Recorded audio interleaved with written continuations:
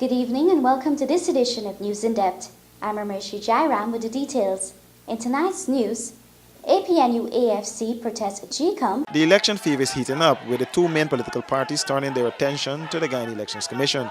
Today, supporters of the APNU AFC mounted a picketing exercise outside of GCOM's Kingston headquarters, calling for the commission to conduct house registration before the elections.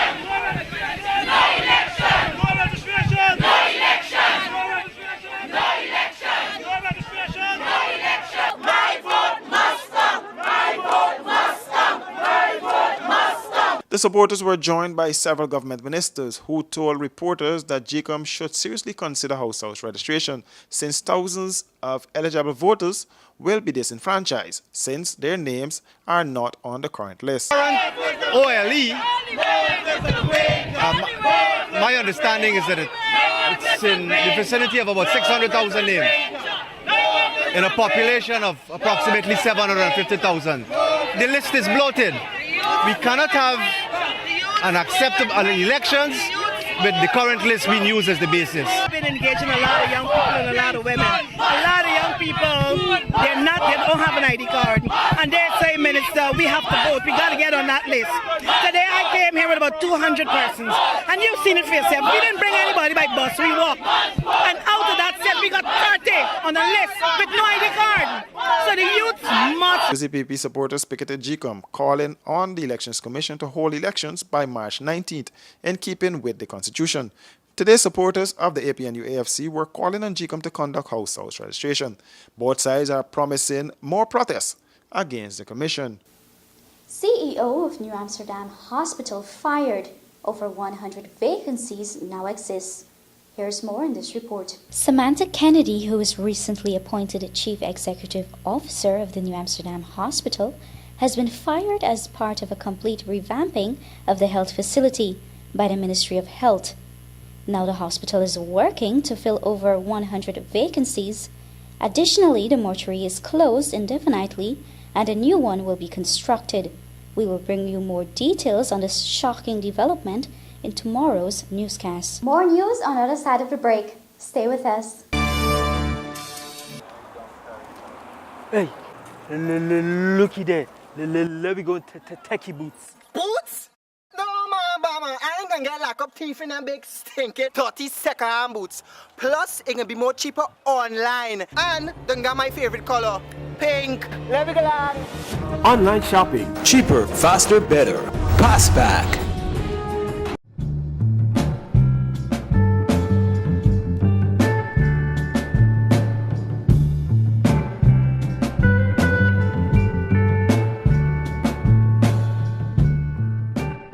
Caribbean rice, from the lush rice fields of Guyana, straight to your home.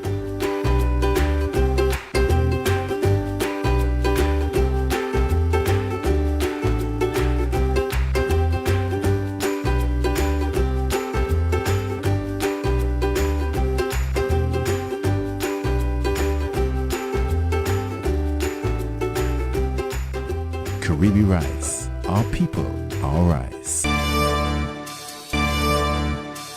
Welcome back. The second suspect in the Bushlat Quarantine double murder remains at large. More in this report. The second suspect in the Bushlat Quarantine double murder remains at large. 32-year-old Kelvin Shivgobin of Belvedere Village was the alleged trigger man.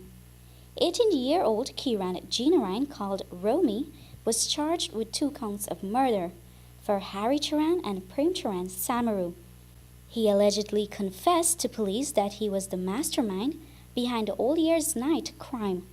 He made another court appearance today at the Wim Magistrates Court.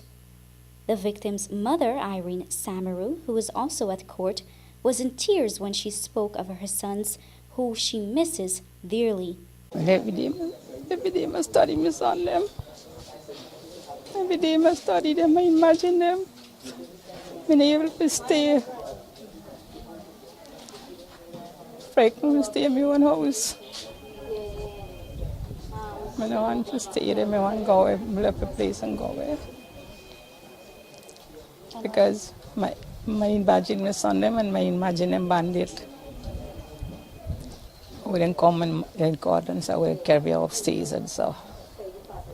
The elderly woman has recalled the struggles she faced raising her children. She mind them. And Dad used to live up and go and take care of 5-6 months till he not come back. I was pulled say night time. And morning time my daughter walk and sell. And the two were there. They was in a savannah and knock board till 8-9 o'clock at night. They bring a board and I was live mama morning time I was sell them. That time I used to get flour and so they must eat mar and rice. And eat pie and choke with rice and I go to school. The mother is in need of help since she has been finding it difficult to survive because the sons who helped her are no more. One body been helping $2 that me get to use and so. And I try me go on Sunday. If you care if you walk in a cares, you drink rum. 4 or 5 days you drink in a cares. It is being reported that Romeo was drinking with one of the brothers at a shop an hour before robbing them. Soon after the victim returned to his mother's home, the bandits struck and gunned down the brothers. They robbed the elderly woman with an overseas relative who was visiting for the holiday of cash. The Samaru brothers were laborers with children who intended to ring in the new year with their mother Irene Samaru with 2 other siblings when the unfortunate incident occurred. They made off with just over US $400 and $75,000 in local currency. The search continues for Shiv Gobin. Horse racing fans, get ready for the first annual Triple Crown Horse Race meeting. 27 races, 2 different tracks with over $20 million in cash and prizes up for grabs. The first leg with runoff on Sunday 24th February at the Rising Sun Turf Club. The action continues on March 24th at the same venue for the second leg. And the final leg on April 21st at the Port Morant Turf Club. It's a Triple Crown Horse Race meeting featuring the top horses and the jockeys. See and be there. Presented by Jumbo Jet Thoroughbred Horse Racing Committee.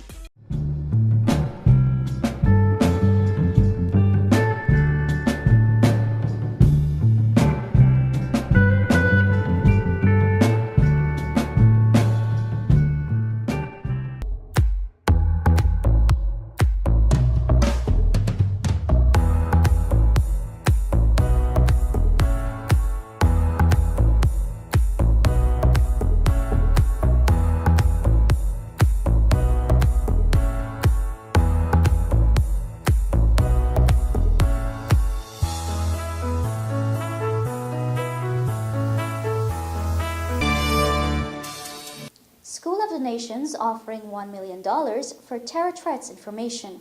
Let's take a look at this report. Parents are offering $1 million reward to anyone with credible information that may lead to the capture of the perpetrators who are making threats against School of the Nations. At this point in time, what we're looking for is just to get something done, to put us in a position where people understand that we're under threat and we're serious about doing something about it. At this point, it's only a few parents, but anybody who needs can either contact myself or John on a way forward. The reward that has been put up is actually from parents, concerned parents so far.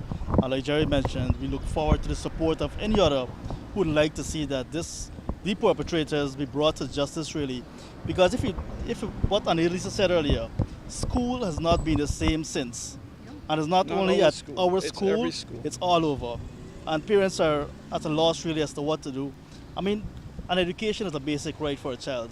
The police have since intensified its probe into that incident and have beefed up security around secondary schools in the city. For the past 2 days, classes at the University of Guyana's Turkana campus were suspended over bomb threats. The police investigators upon arrival and further investigation revealed that the buildings were safe on the campus. And last Friday, the police were again called into action at Queen's College and Bishop's High Schools after threats were made on social media networks by a person or persons who are so far unknown.